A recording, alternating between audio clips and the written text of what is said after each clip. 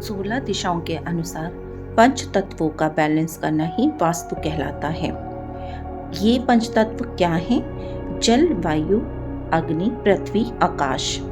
इन्हीं पंच तत्वों से ये मानव शरीर निर्मित है और इन्हीं पंच तत्वों से पूरे संसार की रचना हुई है। जल, जल ही जीवन है। ऐसा तो आपने बहुत बार सुना होगा और आप जानते भी हैं कि हमारा ये शरीर 70% पानी से ही बना हुआ है। पृथ्वी का भी 3/4 हिस्सा जल से ही घिरा हुआ है।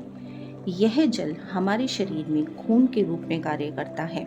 अगर शरीर में पानी की कमी हो जाए तो हमें अनेक प्रकार की बीमारियों का सामना करना पड़ सकता है। कहा भी जाता है कि मनुष्य और जीव जंतु खाए बिना कुछ समय के लिए जीवित रह सकते हैं, मगर जल के बिना। वायु, जिसे हम हवा भी कहते हैं, यह हमारे शरीर में सांसों के प्रवाह और तंत्रिका तंत्र की कारक है। अग्नि, यह हमारे शरीर की ऊष्मा, पाचन और ऊर्जा की कारक है।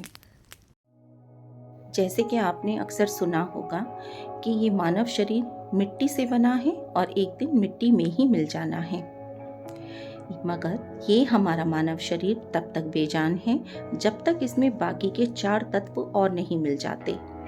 हमारा ये शरीर पृथ्वी का ही एक हिस्सा है और ये पृथ्वी तत्व हमारे शरीर में हड्डियों और त्वचा का कारक है।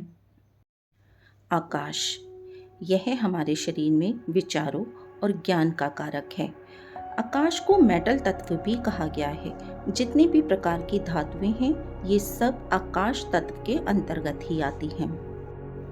वास्तु में 16 दिशाओं के हिसाब से पंच तत्वों का बैलेंस करना ही वास्तु कहलाता है और ये पंच तत्वों का बैलेंस हमें किस प्रकार से करना चाहिए, ये हम अपनी अगली वीडियो में जानेंगे।